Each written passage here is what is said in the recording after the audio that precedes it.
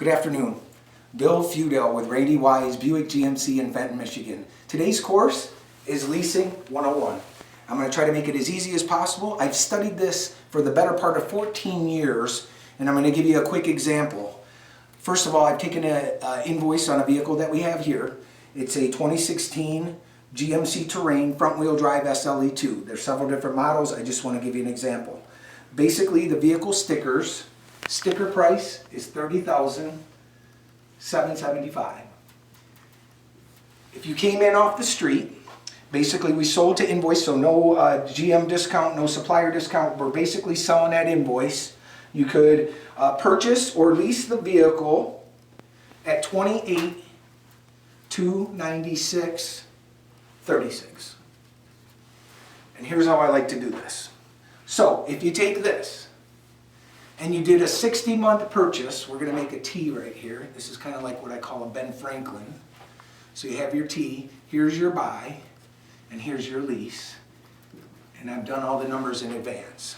So this is a 36-15 lease and a 60-month buy using a conservative rate of 2.9. Great. So here's how it looks.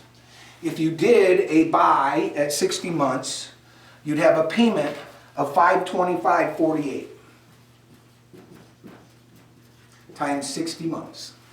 If you did a lease, you'd have a $329 payment.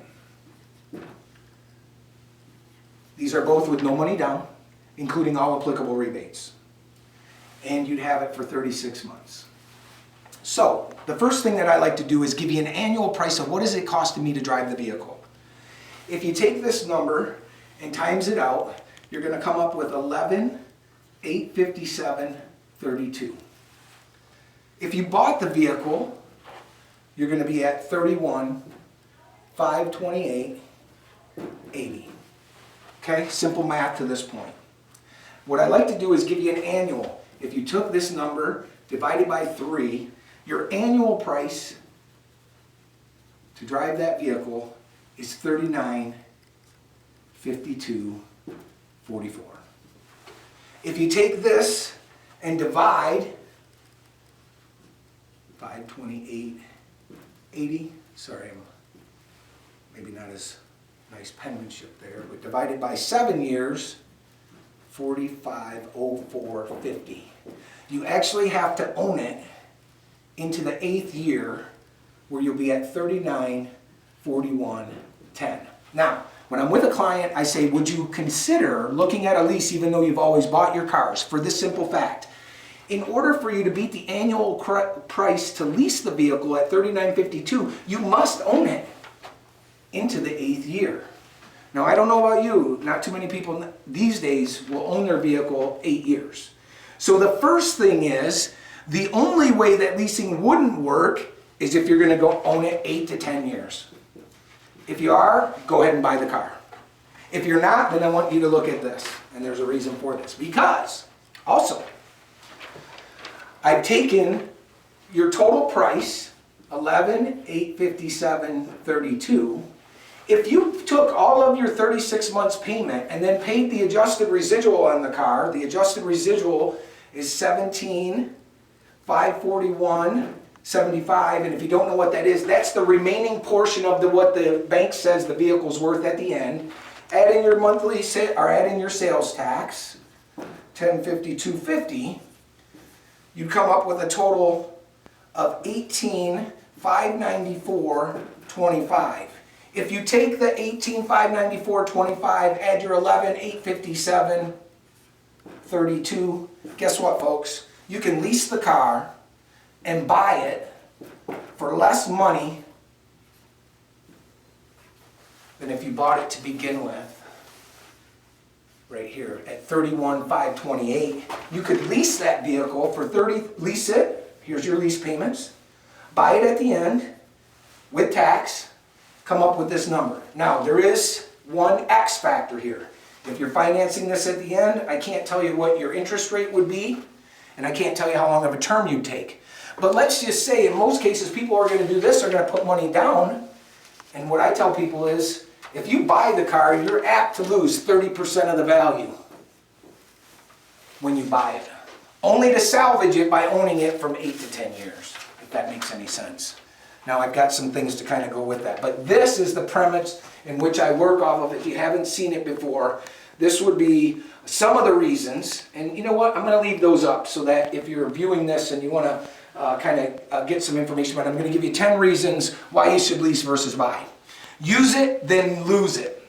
A car is a necessary evil, but one that never gains in value. As I mentioned, you're apt to lose 30% of your value when you buy it, never to get it back unless you own it 8 to 10 years.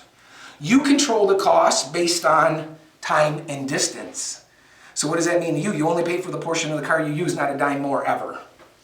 Better deal, if depending on what state you live in Michigan, when you lease the car, you only pay 6% sales tax on your monthly payment versus paying the sales tax on the full amount of the car, which in most cases you'll save a third or at least half in taxes. Lease depreciating assets, don't buy them. You want to lease depreciating assets, don't buy them. I don't want to own anything long-term that's depreciating. So this gives you the avenue. I don't want to have something for 8 to 10 years that's going to depreciate. A lot of people say, if I lease, I don't have anything. Let's get rid of that misconception right now.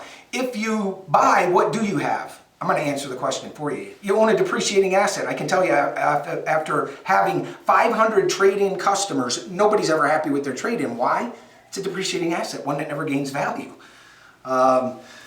There's your first 5. Because of lease is a short term and it protects from future loss. Let's say the market gets worse. Let's say you're not only depreciate 30%, but the market goes in the tank and it actually depreciates even more. By leasing on a short term, you're not taking on any other incurred cost. You know what it is from the beginning.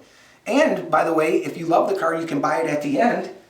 And possibly, here's a scenario that I give to you. What if you got to date the car before you married it instead of marrying it? This is your marriage.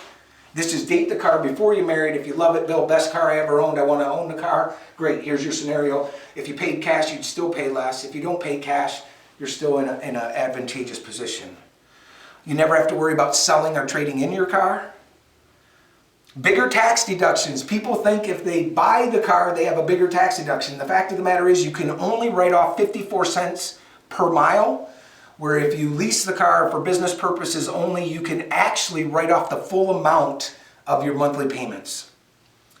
Less money down, lower payments. It's quicker and easier. Now you have even more incentives, and that would be the manufacturers are giving lease loyalty, so on and so forth. Maybe you catch a pull ahead if you're close on miles. All these different incentives are manufacturer based. Again, this is Bill Fudel with Randy Wise Buick GMC in Fenton, Michigan, and this is my scenario on why you should lease versus buy. Thank you.